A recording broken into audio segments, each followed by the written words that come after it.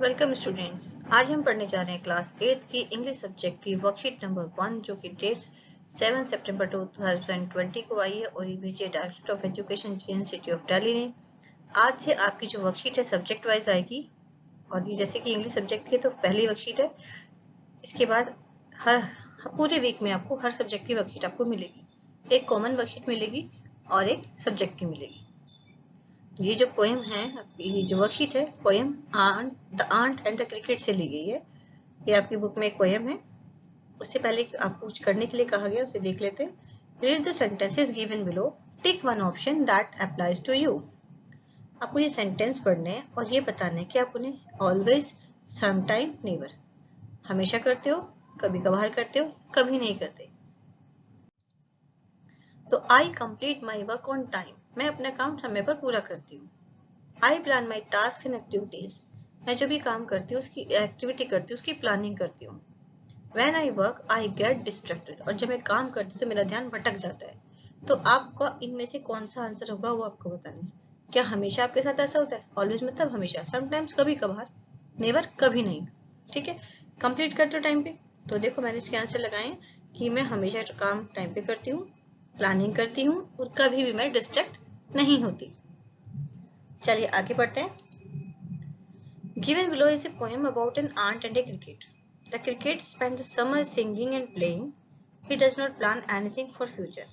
When the winter arrives, he has nothing to eat. He decides to ask the ant for help. ये एक cricket और aunt की story है। जो cricket होता है टिड्डा, वो अपनी पूरा का पूरा जो गर्मी का मौसम है उसे गाने और खेलने में बिता देता है। He does not plan anything for future, और अपने फ्यूचर के लिए कुछ भी प्लानिंग नहीं करता। When the winter arrive, जब सर्दी आती है, he has nothing to eat, उसके पास कुछ खाने के लिए बचता ही नहीं। He decides to ask the help for, ant से हेल्प के लिए वो सोचता है कि चलो अब मैं आंट से हेल्प ले लेता हूँ। आंट को आपने देखा होगा, चींटी को हमेशा वो मेहनत करती रहती है, अपना काम करती रहती है। तो ये जो पोएम है इसके सिर्फ 2 स्टेंजा यहाँ पर दिए गए हैं, पूरी कंप्लीट पोएम यहाँ पर नहीं है। तो हम 2 स्टेंजा पढ़ते हैं, उसके बाद इसके क्वेश्चंस करते हैं। A silly young cricket, accustomed to sing through the warm sunny months of grey summer and spring, began to complain when he found that at home his cupboard was empty and winter was come.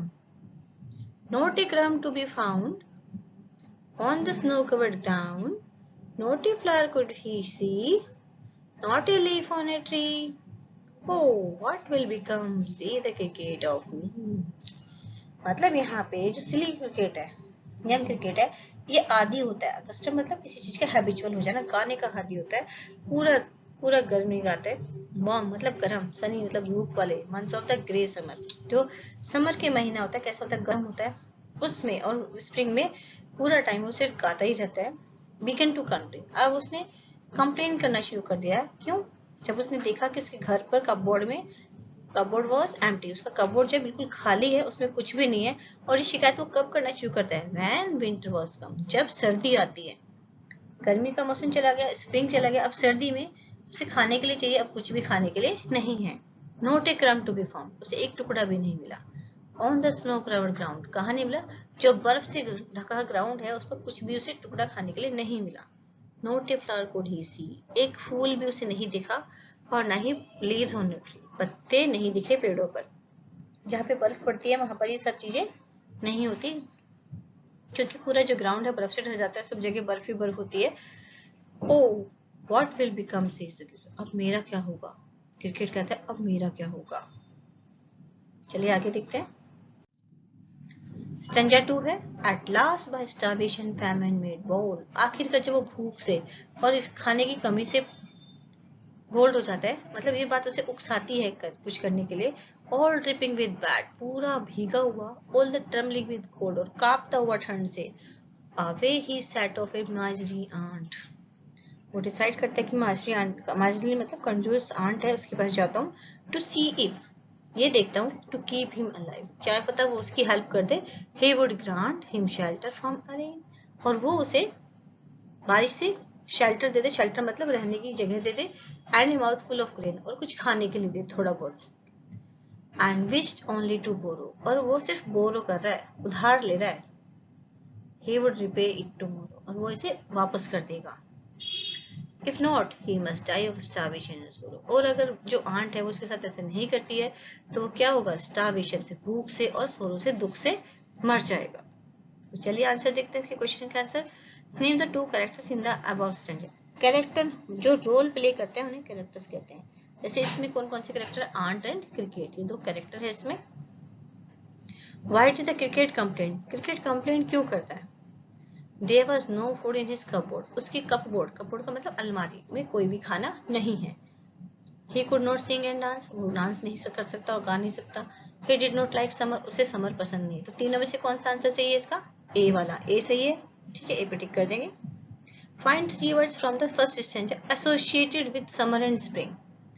3 word बताने हैं जिसको पढ़ के जो summer और spring को दर्शाते हैं. Warm, sunny and gay. 3 word हो जाएंगे. Find 2 phrases, lines from the first stanza associated with the start of winters. अब 2 लाइनें बतानी है या फ्रेज बतानी है आपको जिनसे आपको ये पता चलता है कि सर्दियां शुरू हो गई है. देखो क्या है, on the snow covered ground not a flower could be seen. ये था ना, इससे पता चला था ना कि सर्दी आ गई है. What help did the cricket ask from the aunt? क्या हेल्प चाहिए थी उसे आंट से? खाना और थोड़ी सी रहने की जगह, यही चीज है ना. तो इसका आंसर हो जाएगा B, food and shelter. Find 2 words from stanza 2 that are related to shortage of food. 2 stanza बताओ जिससे आपको खाने की कमी का पता चले. जैसे कि starvation एंड famine. starvation भूखे मरना और famine किसी चीज की कमी होना.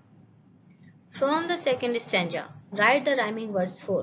rhyming words वो वर्ड्स होते हैं जो बोलने में एक जैसे लगते हैं, स्पेलिंग नहीं, बोलने में. जैसे रेन, रेन का क्या हो जाएगा, पेन. सेकेंड स्टेंजा से बताना था रेन का, है ना. टुमारो, सोरो आ जाएगा यहाँ पर. और रेन के साथ आप ग्रेन लिख सकते हैं, ग्रेन. टुमारो के साथ सोरो, और वर्ल्ड के साथ कोल्ड. तो आपको ये समझ में आ गया होगा.